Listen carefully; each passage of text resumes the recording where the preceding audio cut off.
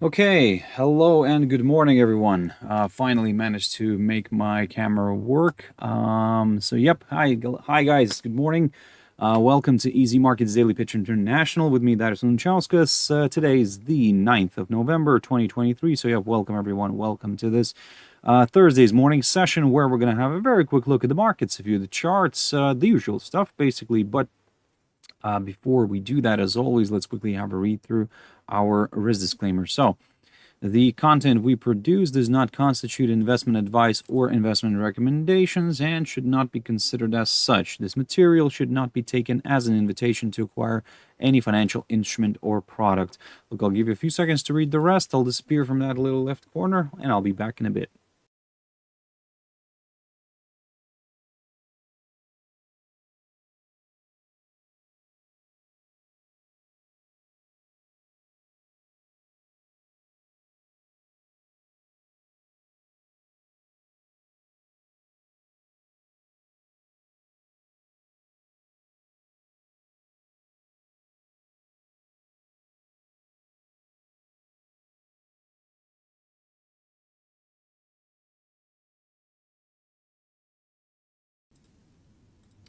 Okay, so now then, also just before we jump into the charts, just a quick mentioning of our Easy Markets website, which you can always check out for more information about us. If you have any questions, you can, reach out to us. So guys, let's have a look at the indices. The first thing, Nikkei 225 as always. So we're having a beautiful rebound from this 32,250 territory, approximately around here, which is around that 23.6, which I talked about. This morning we did get the some data from Japan, from China, but in terms of Japan, we got the foreign investments into Japanese stocks, and that one increased, actually. That's what's interesting. We're seeing a beautiful reversal to the upside in Nikkei. Of course, that's kind of giving us a little hint that maybe Japan is actually a quiet safe haven. I mean, look, we all know that in general, everybody tends to jump into Japanese yen when the times go hard. And maybe right now, investors are kind of preparing to jump into Japanese stocks. I mean, like try to maybe find some sort of a safe haven or something like that. Again, this is just a theory. But of course, for now, what we are seeing here is, yes, a beautiful reversal back to the upside. Yesterday, I talked about this, and I said that if we do push back above the 23.6% retracement here in the Fibonacci, then yes, I will consider a move higher towards the upper side of the rising wedge. Well, we are on track of reaching that area. Let's see if we can actually also break it. Basically, in other words, something like that. Can we see something like that? So let me just adjust my charts here. So yes, there we go. So this is going to be my next target if we do break the upper side of the rising channel. But again, let's not rush into things. First, let's keep an eye on some of these areas. And if we do drop below the 23.6, then yes, I'll consider a move lower. China 50 index. So beautiful hold up at the crossroads between these two trend lines. I talked about this yesterday and said to you that, look, maybe we'll get a nice, like a curved up moment here, or should I say this? No, the other way around. This way. I'm looking at a mirror image here on myself. So this way, yep. Can we get that curve to the upside? Certainly we can, but of course we are not rushing into things because we're keeping an eye on the 12,230 zone. If that gets cleared, certainly we'll go slowly to the upside because we do have that 50-day EMA, which we need to keep on monitoring. And of course, if that gets cleared, then certainly higher levels will be met. But at this point, look, if you're not comfortable with this right now, then yes, you can leave it as it is at this point. If we do get that stronger rebound, then watch that 50-day EMA. Look for the downside. Now, this is where I can actually adjust my arrow here a little bit. For the downside, I will actually look at this 12,074 territory. Now, I do like the psychological 12,000 mark itself, but I think that we could already start looking at some lower levels if we do fall below this 12,074 territory, and then we will go from there. ASX 200. So, oh, by the way, very quickly, I mean, kind of moved away from the one of the main topics is China's inflation number. Now, that's something to keep in mind because look, the year-on-year CPI in China this morning came out at minus 0.2%. Now, the previous reading was at 0% in general, but the forecast was a little bit more optimistic. It was kind of going for a minus 0.1%, but yeah, it came out. The actual figure came out much lower. So of course, that's pushing away all the ideas of any rate hike or anything like that from the PBOC. However, at the same time, the problem remains that there is a falling demand, basically. People are not spending much in China. So let's put it this way. It is a little bit of a concern. So production might fall as well later on. But yes, I mean, this is where, like I said, this is where the problem could, arise for the other markets, let's say the European market or the US market, and mainly in terms of luxury goods, because as we know, China does import a lot of luxury stuff from Europe, from US. So in a way, if they were seeing a drop in demand, well, you know what's going to happen, right? I mean, there's going to be like less European wines bought and less US kind of gadgets bought. So, well, actually, which are still made in China, but anyway, the funds are going into US. Anyway, look. For now, the situation is yes. I mean, there are some positive hints. However, I think this is still keeping afloat just because of the European and US indices, because those are still looking quite positive. Yes, maybe that's why China 50 is still afloat. However, as you can see, it's struggling to make its way higher, unlike some other indices, which I'll get to in a bit. ASX 200, one of those. ASX 200, so beautiful reversal from this downside line. I talked about this, and then I said to you, look, keep your eyes on that 7,017 territory. We pushed higher. We made our way towards the 100-day EMA. Just fell shy by a few points from testing it. And then, yes, we have stayed above the 7,017 territory. So my next target is still the 100-day EMA. And if that gets cleared, it's the 200-day EMA. Ideally, I like this 7,150 territory somewhere here. But certainly it's a little bit of a tricky one. So that's why for now, looking at the picture here, I mean, I'm still positive as long as we remain somewhere above the 7,017 territory or even the 50-day EMA. So Dow Jones Industrial Average. Now, yesterday we had a good push here to the upside. So I keep on drawing this Fibonacci, but I think I need to stop. Maybe look, yesterday I've moved this as well. So from here basically to move it to here because we've created a forthcoming higher high. Then yesterday we also created another forthcoming higher high, but we failed to stay above the previous high. So long story short, I would say if we are looking for some higher levels, I think that the easier option here is to keep an eye on that 34,300 zone, because look how well it played out yesterday, because I said to you that this is the highest point of October and I'm keeping a close eye on it, and if we do clear it, then yes, I'll go higher. Well, we're still struggling with that barrier, so for now I'm just gonna observe this price action here. I'm gonna keep an eye on that 34,300, and if we clear it, then yes, higher levels could be met. In terms of the downside, a drop below the 23.6 here territory is required in order for me to get a little bit more comfortable with the downside, because at the same time we would fall below all of my EMAs.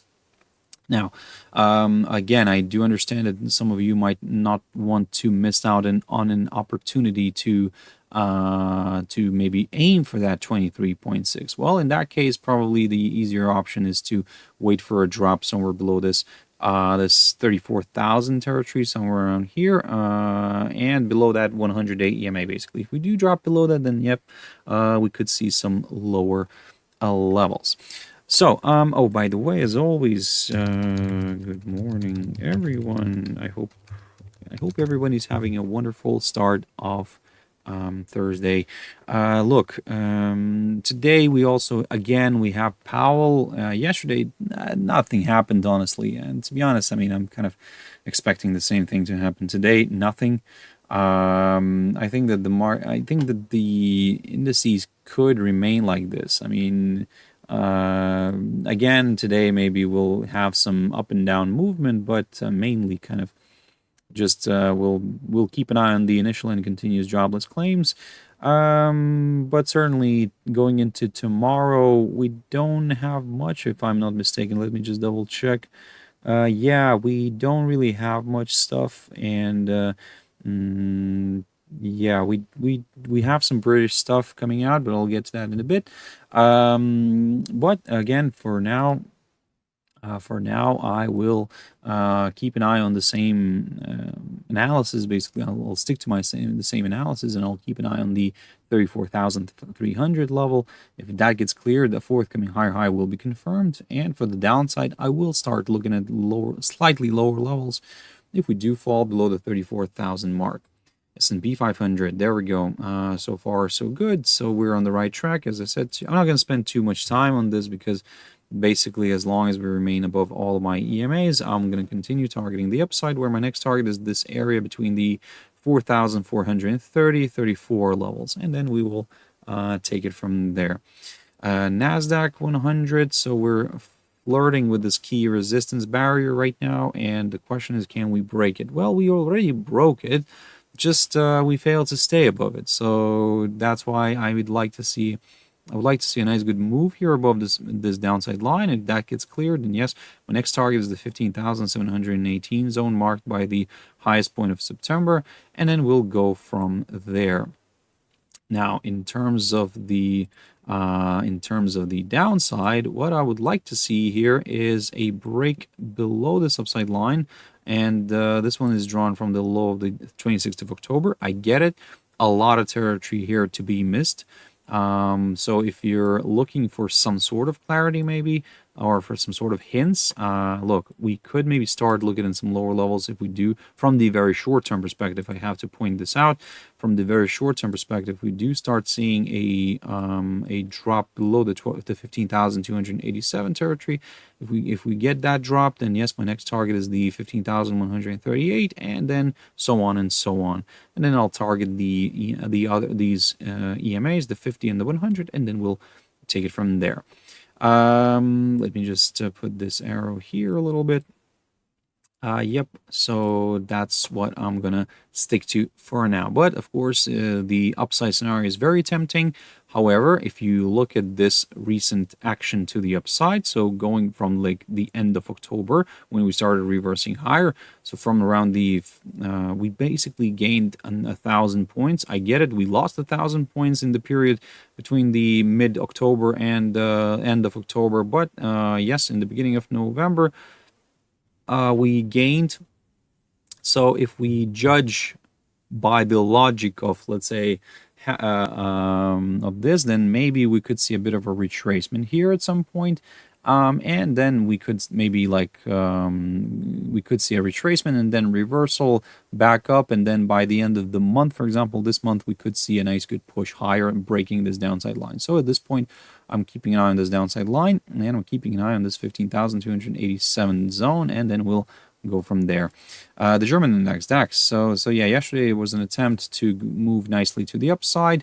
We did climb higher. We tested my target, the 15,338, together with the 50-day EMA. But what I said to you that I need to see a clearance of that area in order to go higher. Well, did I get that? I got a clearance, but only of this barrier, not the 50-day EMA. So long story short, if you're looking for some higher levels, still, yes, the same game plan is valid. I need to see a break above this territory, above this 15,338, and yes, then we could take it from there, because maybe we could also at the same time get a break above the 50-day EMA here, and we could target the 200-day EMA together with the 100-day EMA, and maybe this is where my very ambitious, and targeting this 15,683 zone, which could be a nice good target. In terms of the downside, a drop below the 15,133 zone here is required. And if we do get that drop, then yes, great, more sellers here could join in. I will then target actually this little area.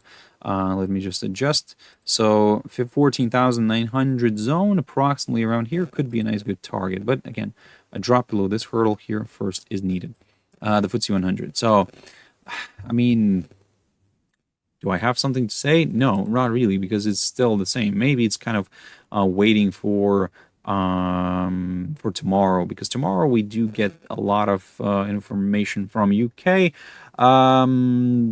preliminary business investment, UK construction output, but the main focus will be on GDP, preliminary GDP numbers. We have the year-on-year and the Q-on-Q for Q3.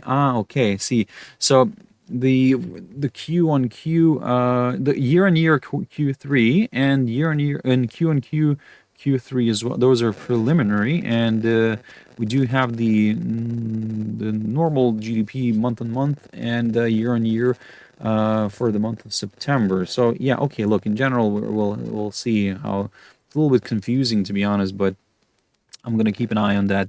That Q-on-Q actually figure for the Q3. So that's going to be, for me, very interesting to see what's going to happen. At the moment, that figure is expected to drop drop below zero, actually. So that's why it's going to be very important to watch it. Currently, the previous forecast sits at plus 0.2. The forecast already is for minus 0.1.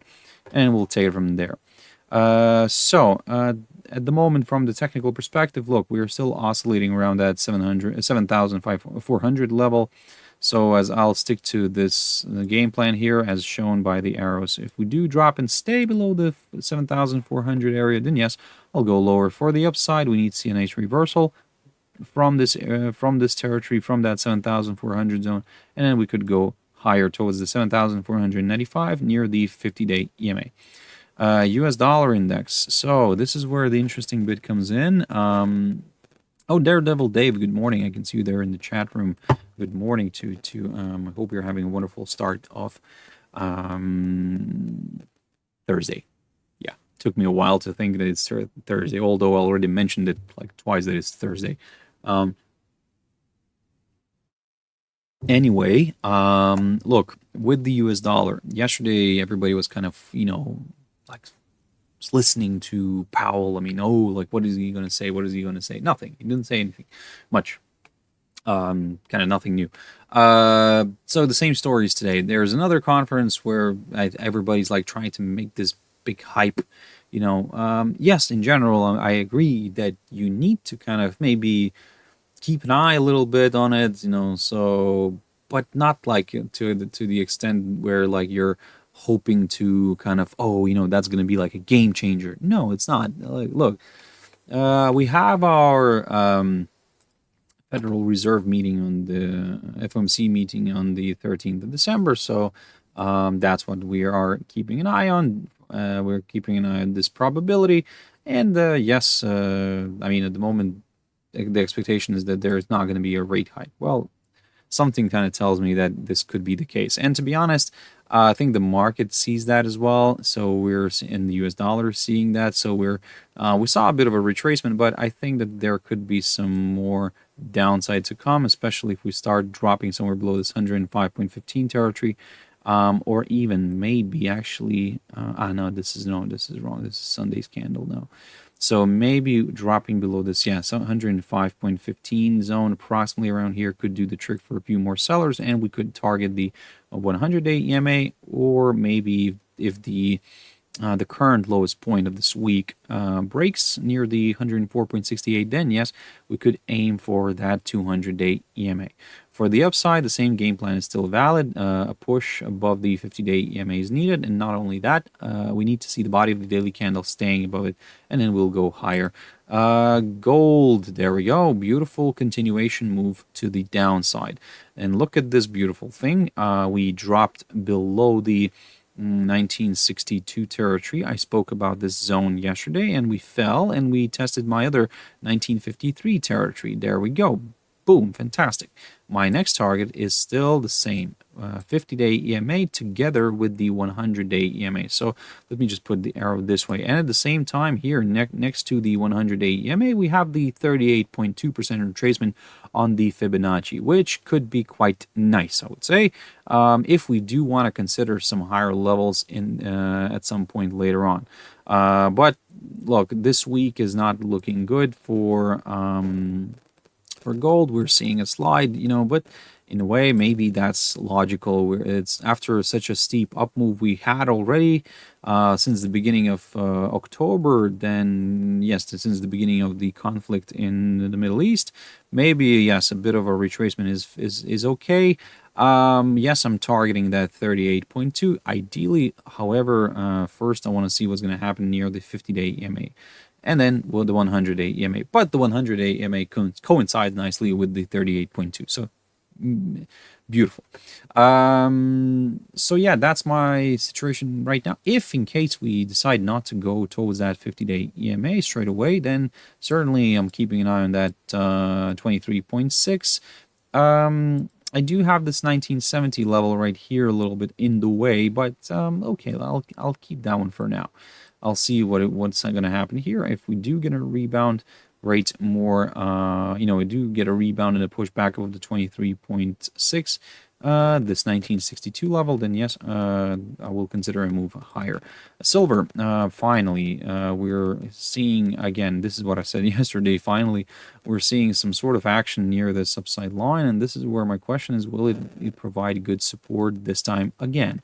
Well, at the moment, I would say it is doing that exactly, but if we clear this and we stay below the 22.37 territory, somewhere around here, then yes, I will go further south for the upside. Well, this is where my upside scenario sits, but hey, we could start maybe looking at some higher levels if we do push back with all the EMAs, but I got fed up with that idea because we had the same story happening here several times, so it didn't really work much. Oil, so that's why at the moment for me the downside scenario is the main one. I'm not really considering the upside scenario unless I see something interesting, and then I'll pick up on that one. But at this point, no, I'm just observing the price action.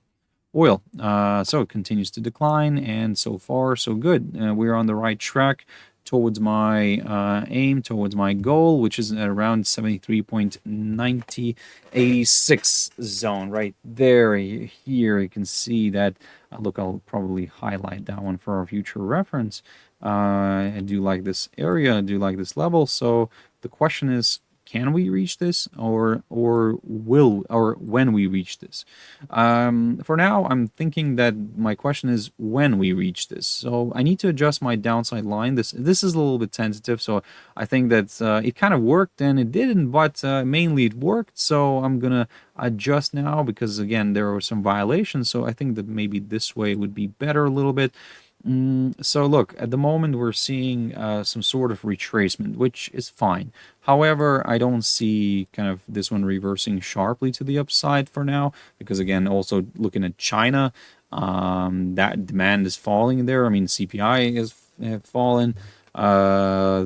We do have enough supply coming from the Middle East, so give me a good reason why this should go higher. At the moment, I don't know. I mean, like I said, if you think that you've missed this drop and you don't feel very comfortable, let's say, going for lower levels from around here, that's absolutely fine. I'm with you because look, if I missed this for myself, I mean, I didn't trade it or anything like that with this one, but yeah, I mean, now if I want to do something here with oil, I would probably leave it. Now, I would leave it. I would allow it to walk in this area a little bit here, and then I'll decide which of the barriers will it decide to break later on. So you can see that I have just adjusted one of my levels here. So this 80.11 could be a nice one here for the upside.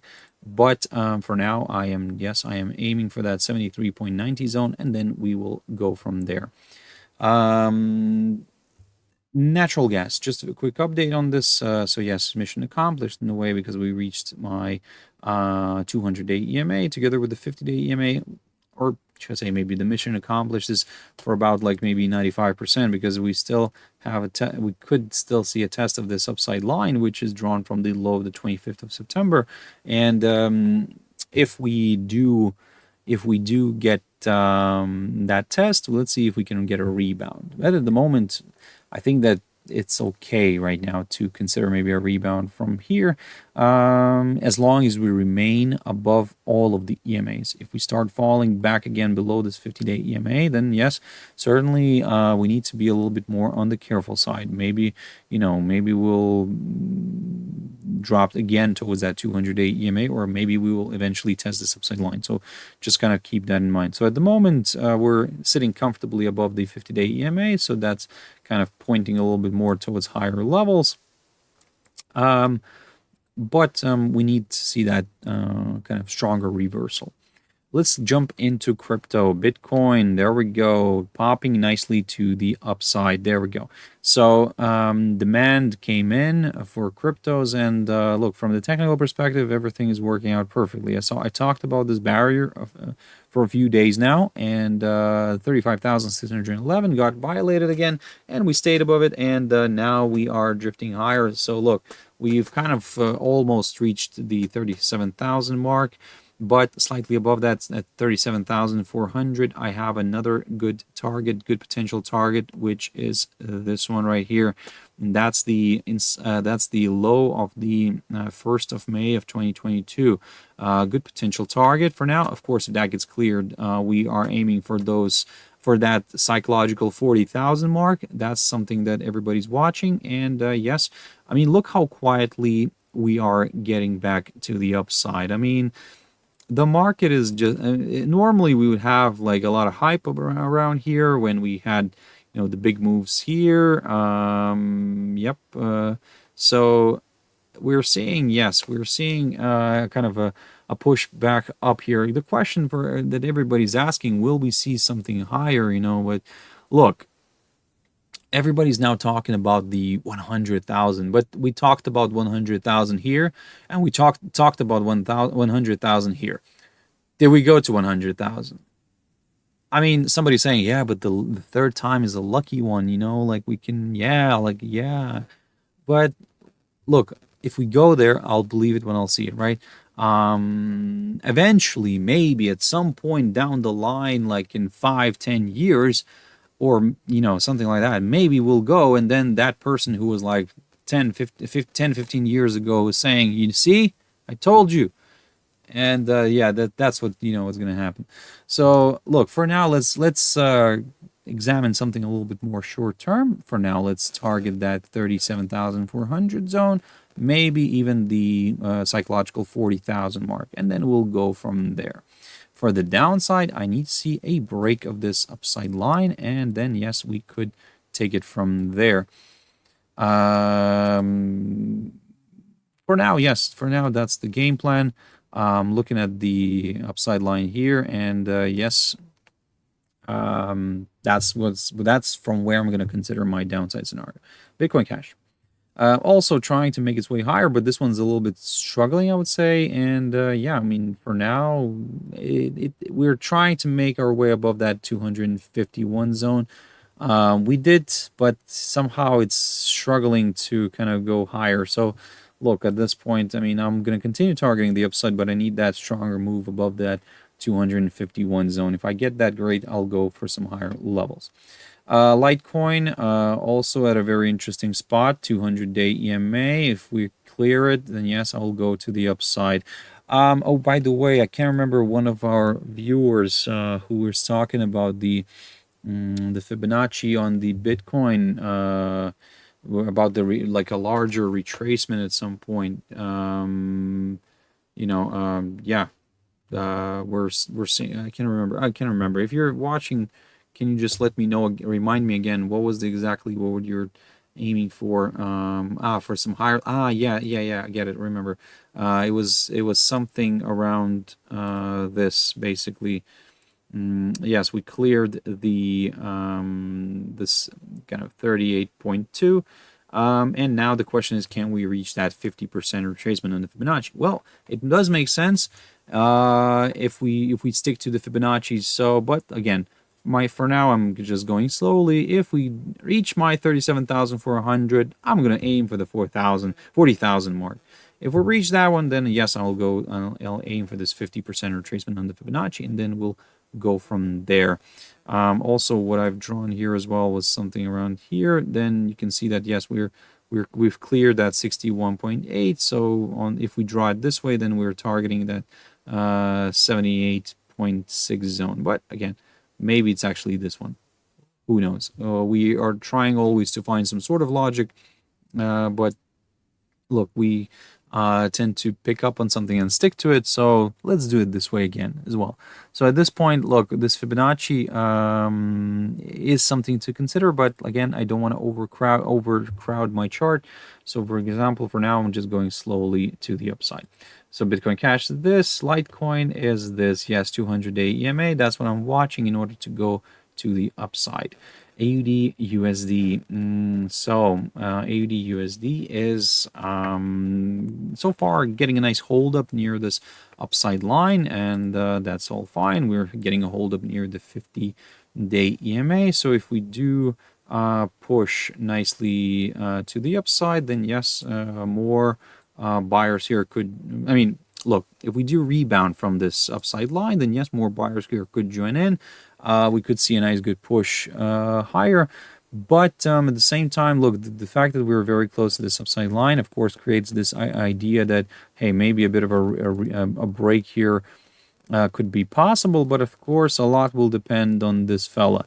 So yes, if US dollar index goes higher, then certainly we could see a nice good strong move lower here on AUD/USD, just because AUD right now is also not the stronger one, and given the recent events in Australia, about the expectation that there won't be any more rate hikes. So yes, that's what is driving AUD a little bit lower. AUDJPY. So here we have a difficult situation. So in general, the pair is kind of seen as a kind of risk-on, risk-off environment monitor. You can see that recently we had a bit of a decline, so that's fine. But look, previously I talked about this. I said to you that if we do pop and stay above this 96.94 zone, my next target is the 97.68. We've reached that area, not exactly maybe the level itself, but can kind of reach the area. That's fine. I'll take that as a success. Now we've seen this one falling off the cliff, and I think, yes, the question now is, can we see some lower levels actually? Because I'll put it this way, as long as we remain below the 96.94 zone, yes, I will consider a move lower, potentially towards my 95.83 zone or the 50-day EMA, depending on which one's going to be a little bit more attractive or closer at the time, let's say, if we do drift lower. But as I said, I will consider the downside scenario if we continue to trade below this 96.94 zone. If we climb back above it, I'll go higher. NZDJPY. So also beautiful reversal to the upside, but this one's a little bit more on the positive side, but I need that confirmation break. I talked about this yesterday. I said to you that, look, with the 23.6 is something that I'm watching here as well, and I need to see a drop below it in order to go lower. Well, And that's what we got here. We didn't get the drop below the 23.6, so that's why I am still kind of cautiously bullish. But I'll get more excited with the upside if we do pop above this barrier, this highlighted zone near the 89.70 territory, and then we'll go from there.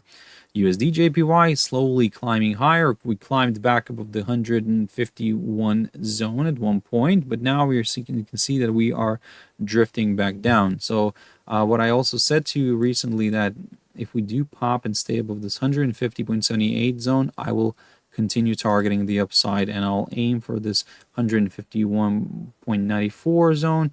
That's the highest point of October of last year, guys.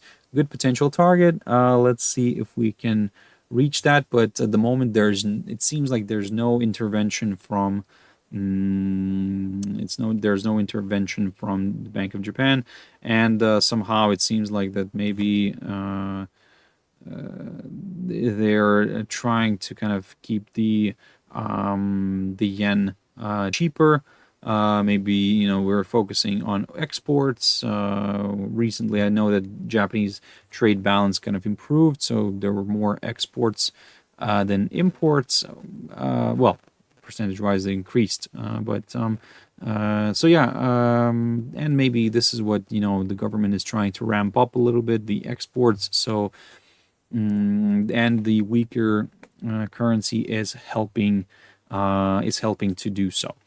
So, for the downside on this one, as I said to you, a drop below the upside line and a drop below the 50-day EMA for me is required.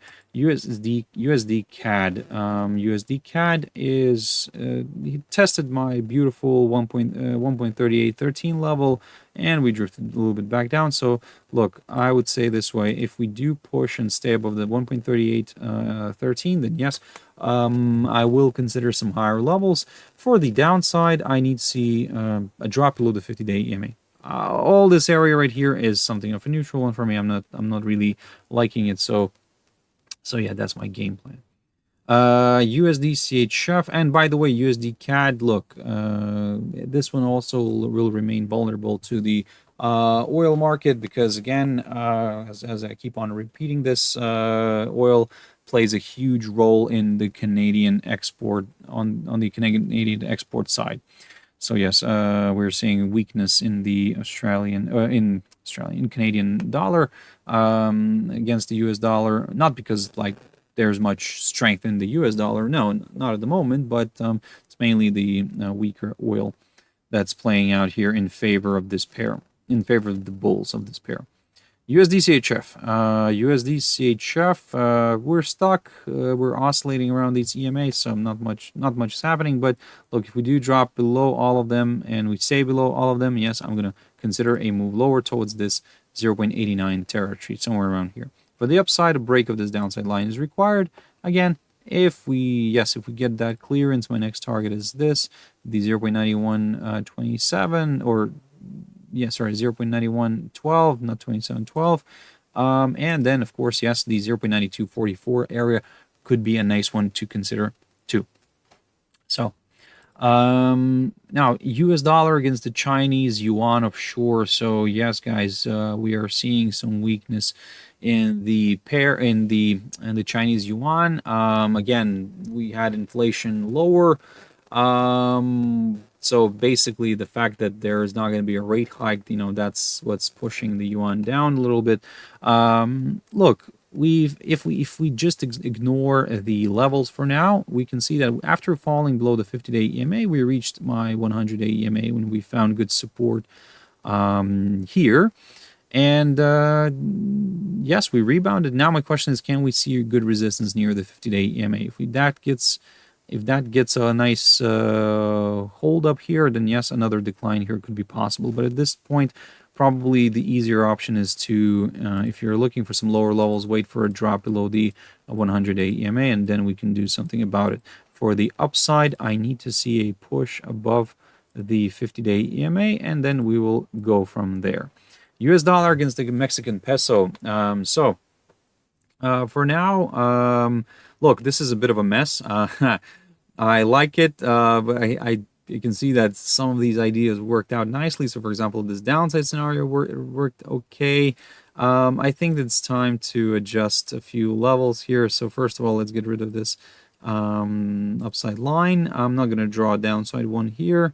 Not yet. This upside line, let's see if this is going to make any sense. Okay, maybe it does make sense actually a little bit. So, hey, if we do fall below the 17.40 zone, somewhere around here, yes, I will get a little bit more excited with the downside at this point, and then we'll go for some of these levels here at the 17 level, or maybe even lower. But for the upside, I need to see a push back above all of my EMAs, back above the 17.71 zone here, and above this downside line. So basically, this could work out nicely for US dollar against the Mexican peso. For the bulls and the bears, both of these scenarios are look quite attractive. So let's keep an eye on that. GBPUSD. So there we go. We tested the area near my downside line. So I will take that as a mission accomplished, because look, I said to you before, and I'll say it again, whenever we break a trend line, we tend to revisit it from the other side. And this is what I've talked about. This is what I've mentioned. And yes, we got that. And now my question is, I mean, can we move back up? Well, certainly after such activity, the fact that we drifted lower, tested the area near this downside line, and then rebounded and pushed back above the 50-day EMA, that of course supports this arrow right here, this scenario. So as long as I'll you know what? I'll take a bit of a risk here. As long as we remain above the this 50-day EMA on the daily chart, yes, I will continue. I will target the upside. I'll target again the 100-day EMA together with the 200-day EMA. EURCAD. So just a quick update. I haven't looked at this one for quite a while, to be honest. Let's see if we can make any sense here. Something like that, maybe. Okay. But look, I would say this way, that this area, okay, this is still good. Maybe if we break the upside line. But I think that the better option here is to wait for a pop above the 0.9653 zone here. And if we get that, I'll go higher. I'll initially aiming for my 200-day EMA and then the 0.9694 level right there. For the downside, a drop below this upside line here would be required. And if we do get that, then yes, great. More sellers here could join in. Because at the same time, if we break this upside line, we could break below all of the EMAs, and that could, yeah, spark some selling interest. So EURCAD, just a quick update. So we continue to travel higher. Look, I'm not going to spend too much time on this one because I talked already a lot about this pair, and yes, we continue to push higher. So for now, everything's working out nicely. I said to you that if we do stay above this 1.4695 territory, my next target is the 1.4747 tick. A clearance of that area will confirm a forthcoming higher high tick, and then my next target is the 1.4825 zone, somewhere around here. Not tick yet, hopefully, but I'll continue targeting that area as long as we stay above the 1.4747. For the downside, I would like to see a drop below the crossroads of these two trend lines, and then we will go from there. And finally, EURUSD. So yes, looking good. Look at this. Beautiful possible bullish flag forming here. I talked about this yesterday. I said to you, look, we did drop lower. We fell below the 1.0695, but then we managed to stay above that. So look at this beautiful false breakout, and that is just spectacular. So yes, we traveled back above the 100-day EMA as well. So basically, yeah, I'm considering some higher levels on this one. If we do remain above the 100-day EMA, then yes, my next target is the 200-day EMA. But ideally, as you can see, I'm targeting this highlighted zone right here, which is roughly around the 1.075666 levels, approximately around there. And then we will go from if we do reach this, I hope we can break it and move higher. But look, if we do draw Fibonacci from here to here, you'll see that we are, this area right here is just bang on near the 38.2. So if that gets clear, this opens the door towards that 50% retracement on the Fibonacci. So for now, I will get rid of it in order not to complicate life, but this looks quite interesting.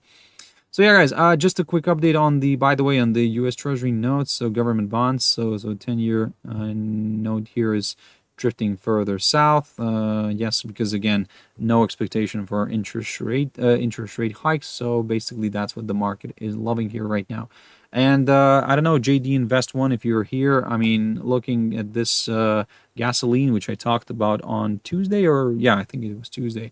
So I said to you that, look, we were in this triangle pattern. We need to see a clearance. The prevailing trend was to the downside, and kind of it has the greater chance to break it lower because the prevailing trend was to the downside before entering the formation here.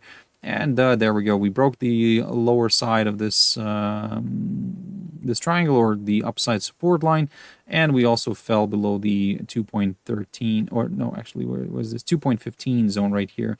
So yes, as long as we remain below it, I will continue targeting the downside, where my next target is the lowest point of December of 2022, or in other words, the current, sorry, not the current, the lowest point of 2022. So guys, that's it for this session. I hope you found it useful, and thank you very much for tuning in and watching this until the end. I really appreciate that. So look, I hope you'll stay safe, guys, today. I somehow doubt that this week, you know, will be something somewhat exciting, but I think that the previous weeks were quite exciting, so maybe a bit of a pause here could be possible. So next week we have some more excitement coming in. We have a lot of CPIs coming out. So US, UK, Europe. So yeah, maybe next week we could see some more action, and even, let's say, this taking the same euro dollar, you know, maybe it's going to end up being just somewhere here for the remaining of this week, and then maybe going into next week, potentially, maybe, let's say, if some data will be favorable in for the euro, or maybe it's going to be, the data will be unfavorable for the US dollar, we could see this nice pop here higher, but that's a bit of too much speculation. Let's wait and see. Daredevil Dave, thank you very much. Yes, thank you everybody else who tuned in, and I'll see you tomorrow, 7 o'clock GMT time, guys.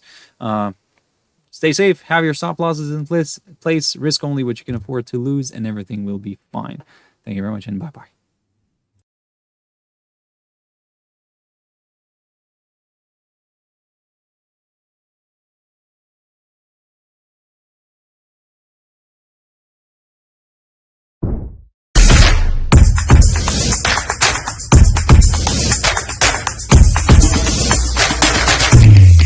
Hey there, thank you very much for watching this one till the end. I really appreciate that. So like this video, we speculate your next mouse movement will be towards the subscribe button.